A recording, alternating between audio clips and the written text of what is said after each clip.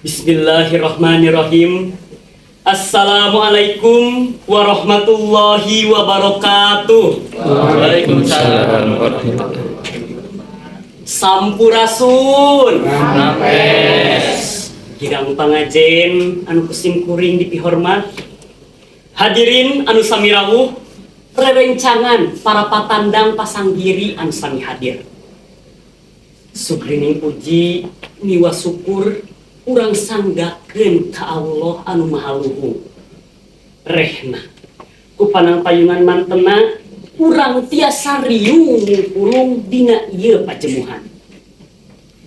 Teu hilap sholawat sinareng salam mugia salamina ginulur ka junjungan urang sadaya Nabi Muhammad sallallahu alaihi wasallam.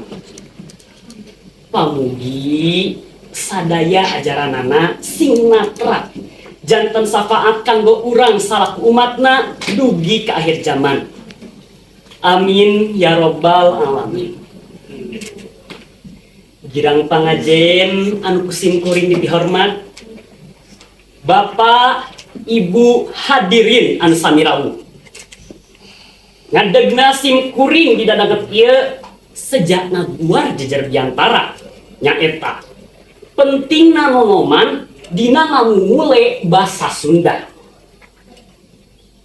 Hadirin anu kusim kuring dipihormat, basa jeung budaya mangrupa hiji hal anu raket pisan patalina sarta teu bisa dipisahkeun. Lamun urang nyarita basa Sunda, hartina urang nyaritakeun budaya Sunda. Basa mangrupa lambang kareueus hiji daerah, ciri daerah jeung alat komunikasi di kulawarga jeung masyarakatna.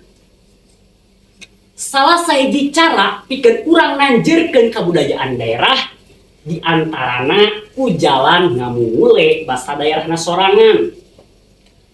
Namun dina kabuktosanana seueur masyarakat anu api lain karena basa daerahna sorangan. Ieu hal tumiba ka basa urang nyaeta basa Sunda. Kiwari kareueus urang Sunda karena basa Sundana sorangan beuki ngurangan. Upama dititenan kalayan gemet, nonoman kiwari langkung mindeng ngagunakeun basa Indonesia tibatan basa Sundana sorangan. Anu janten marga lantaran ieu hal teh henteu leso tina prakulawarga. Para sepuh zaman kiwari langkung resep tur reueus ngatik para putrana pikeun ngagunakeun basa Indonesia tibatan basa Sunda. Saurna teh bilih para putrana lepat ngagunakeun basa Sunda nu antukna nyariosna janten kasar.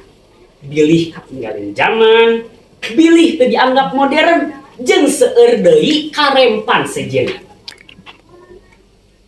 Hadirin anu sami linggih, anggapan sapertos kitu teh kirang merenah pisan. Naon margina?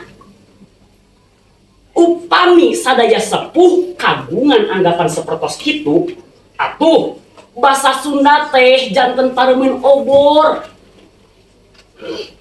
Kumaha atuh tarekah sangkan para sepuh atuh nonoman Sunda reueus tur kataji kana basa Sunda. Hiji, hayu urang taratas mimitian deui ti diri sorangan di lingkungan kulawarga sewang-sewangan pikeun ngabiasakeun diri nyarita ngagunakeun basa Sunda. Dua, ajak babaturan ngobrol ngagunakeun basa Sunda. Bisa teh alatan biasa. Ku cara ngabiasakeun diri ngagunakeun basa Sunda sapopoe ngahudang rasa kepanasaran. Pikeun wano tur bogoh nyarita ku basa Sunda.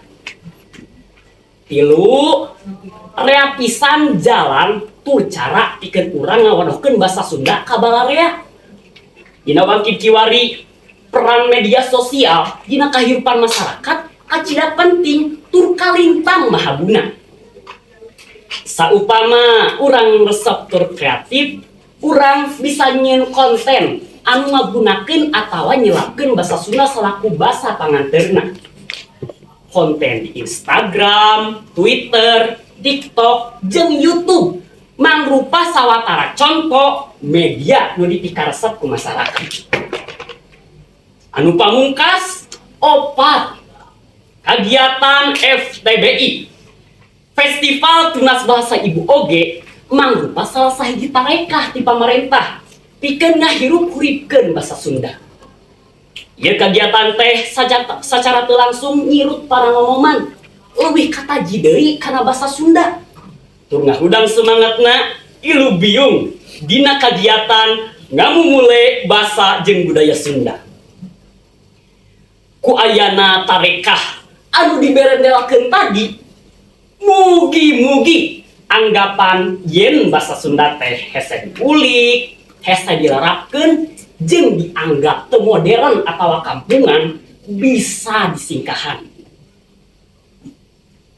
Hadirin anu sami linggih, cindekna dina dangat ieu simkuring umajak hayu kurang paheuyeuh-heuyeuh leungeun paantai-antai panangan demi ngamumule tur nanjeurkeun basa Sunda basa urang sorangan. Rupina sakitu anu kapihatur, hatur nuhun kana perhatosanana. Bobosa panon carang sapakan hapunten kana sang budaya kelepatan mugia aya mangpaat.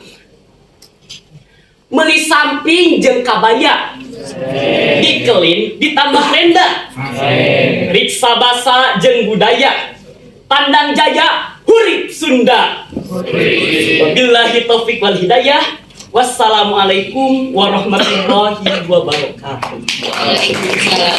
Hatur nuhun kapatan